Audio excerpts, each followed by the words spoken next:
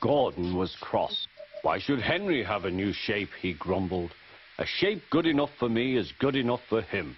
He goes gallivanting off to Crewe, leaving us to do his work, and comes back saying how happy he feels. It's disgraceful.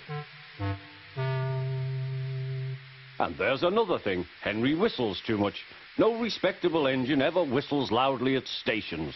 It isn't wrong, but we just don't do it. Poor Henry didn't feel happy anymore. Never mind, whispered Percy. I'm glad you're home again. I like your whistling. Goodbye, Henry, called Gordon. We're glad to have you with us again, but remember what I said. Later, Henry stopped at Edward's station. Hello, Henry, said Edward. You look splendid. I was pleased to hear your happy whistle yesterday. Thank you, Edward, smiled Henry. Shh, shh. Can you hear something? It sounds like Gordon, said Edward, and it ought to be Gordon. But Gordon never whistles like that. It was Gordon. He came rushing down the hill at a tremendous rate. He didn't look at Henry, and he didn't look at Edward. He screamed straight through the station and disappeared. Well, said Edward. It isn't wrong, chuckled Henry, but we just don't do it. And he told Edward what Gordon had said.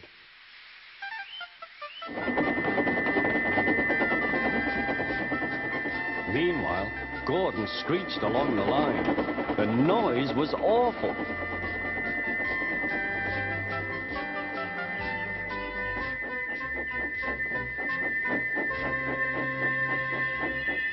At the station, everyone held their ears. The fat controller held his ears too. Take him away, he bellowed, and stop that noise! Gordon puffed sadly away, but he wouldn't stop whistling until two fitters climbed up and knocked his whistle valve in place. That night, Gordon slunk into the shed. He was glad it was empty. It isn't wrong, murmured Henry to no one in particular, but we just don't do it. No one mentioned whistles. Next morning, Henry was enjoying himself enormously. I feel so well, I feel so well, he sang. Trickety-trock, hummed his coaches. Then he saw some boys on a bridge. Peep, peep, hello, he whistled. Oh, he called. The boys didn't wave and take his number. They thought it fun to drop stones on him instead. They've broken our glass! They've broken our glass! Sobbed the coaches. The passengers weren't hurt, but they were cross. Call the police! No, said the driver. Leave it to Henry and me. What will you do, they asked. Can you keep a secret? Yes, yes. Well then, said the driver. Henry is going to sneeze at those boys.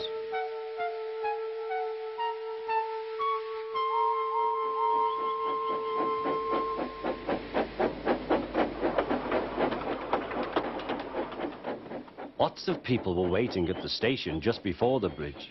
They wanted to see what would happen. Henry has plenty of ashes, said the driver. Please keep all windows shut till we have passed the bridge. Henry is as excited as we are, aren't you, old fellow? Henry was feeling stuffed up.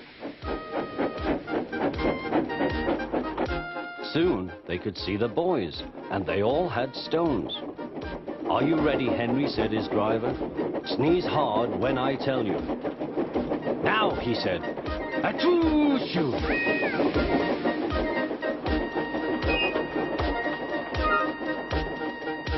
Well done, Henry, laughed his driver. Henry went home very pleased with himself. He had taught Gordon and silly boys a lesson with a whistle and a sneeze.